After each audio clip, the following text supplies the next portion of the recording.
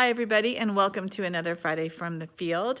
I'm Kim Grant, and today I'm going to be introducing you to a Tiller-Hewitt trained former liaison, I should say, who is now Director of Service Line Marketing at Dayton Children's Hospital in Dayton, Ohio.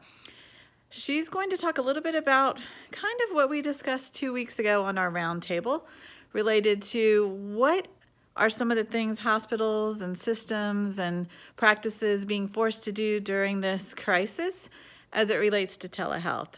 So Deb, take it away and share with us a little bit about what's happening with you and your team at Dayton Children's. Thanks for that introduction, Kim, and good afternoon, everyone. So I've heard that the genie is out of the bottle, right? And she's probably not going back in. So our service line team at the hospital is focused in the midst of this pandemic on making sure that our referring providers, as well as our own specialists, have a comfort level and are engaged and supported in virtual visits. And why? Well, because that's how we're going to best serve our patients during this time, because it might be a while. And also that's how we're going to mitigate against losses.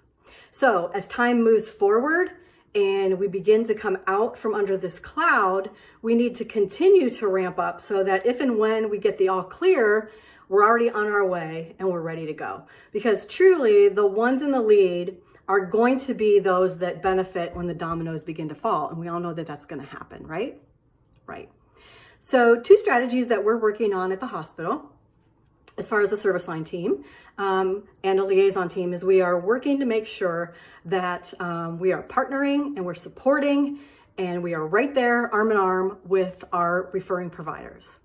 So what we have done is we've assembled teams and we have done PowerPoints, we have done phone calls, WebExes, you name it, but we have been there to impart information to our community docs and make sure that they have the tools and the resources they need to be successful, because many of them are independent. They don't have the support of a huge hospital system, and we want to be there. We want to be good partners to them.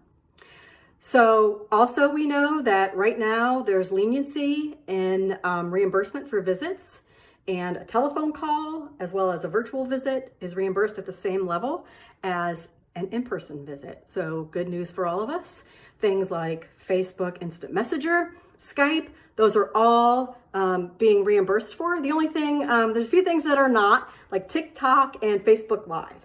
So you'll have to save those for your friends. But what I can tell you is that our kids and our caregivers are really loving these virtual visits. They're loving the convenience, and they're also really appreciating the anxiety-reducing benefits that come along with these calls. So the other thing that we're working on as a team is we're trying to make sure that we hear the voice of our physicians and our APPs that are making these calls. We want to make sure that we're supporting them, that we understand what their concerns are, and that we're helping them to have a good experience. So I'm scheduling calls with our service lines as groups on a weekly basis to get feedback from our providers. And some of the things I ask them are, first of all, are there any barriers? Having problems with technology, things getting frozen? Are you having problems with your patients being ready for the visit? So maybe they're in the middle of Walmart, or maybe they're unloading their dishwasher and they can't hear very well, because sometimes that happens. But if they share those things with us, we can work to make sure that we have collateral available for them. We can make videos, how to have a great virtual visit. And so we can share tools to make sure that we're enabling a good experience for everyone. So I always ask them about barriers. So far, there's been very few. Things have been working really well. So the other thing that comes out of those phone calls is we've had some really, really great patient stories.